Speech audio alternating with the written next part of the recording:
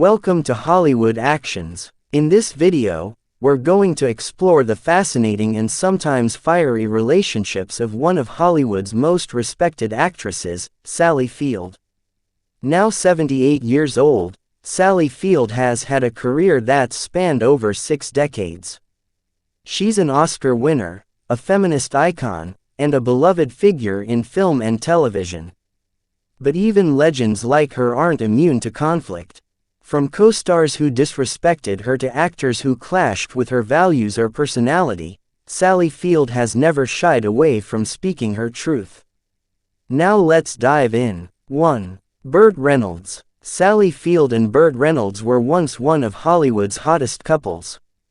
They starred together in Smokey and the Bandit, 1977, and their chemistry was electric, on and off screen. But what started as a passionate romance spiraled into years of dysfunction.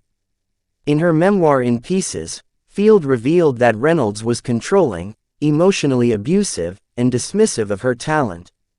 She said he tried to mold her into his idea of the perfect woman and made her feel small and inadequate. Reynolds, for his part, often spoke publicly about their love, even calling her the one that got away. 2. James Garner. Field worked with James Garner on the 1985 comedy drama Murphy's Romance.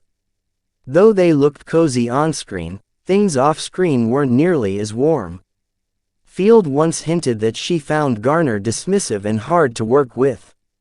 In interviews, she stopped short of calling him hateful, but the lack of warmth in her tone said plenty.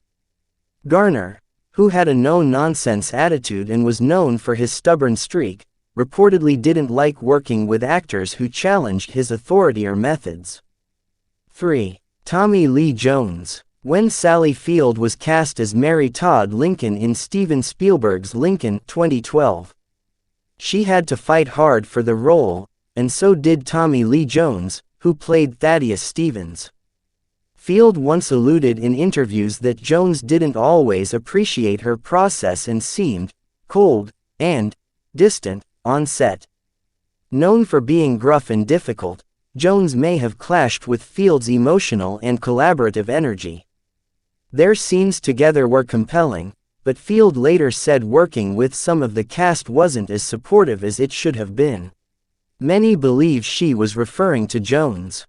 4. Paul Lynde. In the early 70s, Field starred in The Flying Nun, while Paul Lynde was a comedic force known for his biting sarcasm and flamboyant personality.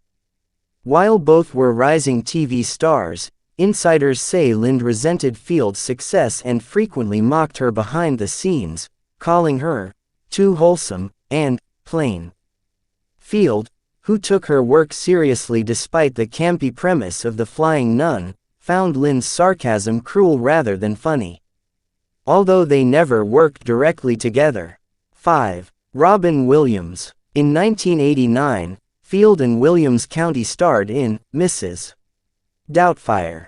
While audiences adored their chemistry, Field later admitted that working with Williams was overwhelming. His constant improvisation and manic energy often threw off Field's timing and frustrated her attempts to ground her character in realism. She respected his genius, but she also confessed that she struggled to keep up with his pace and didn't always find his antics professional.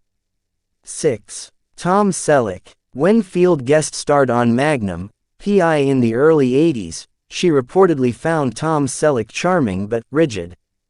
Sources close to the production claimed Field and Celich clashed over politics and creative direction.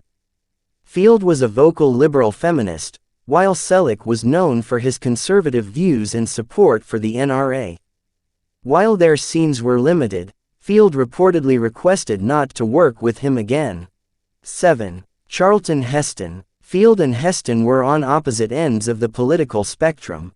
During the height of the civil rights and feminist movements, Field used her platform to advocate for progressive causes. Charlton Heston, a staunch conservative and pro-gun advocate, criticized younger Hollywood stars for their radicalism. Field reportedly called him archaic and out of touch. While they never acted together, their public comments about each other's views made headlines in the early 2000s. 8. Marlon Brando. Field once cited Marlon Brando as an early influence. But when she met him in the 70s, she found him arrogant and self-absorbed. She claimed Brando made inappropriate remarks during their first meeting, and she left feeling disillusioned. Sometimes meeting your heroes is the worst mistake, she later said. 9. Chevy Chase. When Field appeared on Saturday Night Live, she found Chevy Chase's behavior erratic and disrespectful. Known for his prickly attitude, Chase reportedly dismissed Field as too serious for comedy. Field clapped back, saying comedy is harder than drama, and Chase wasn't helping. This minor feud became part of a pattern in Chase's career. 10. Donald Sutherland. During the 70s anti-war movement, both Field and Donald Sutherland were outspoken, but not always aligned. Field thought Sutherland monopolized protests and made them about himself.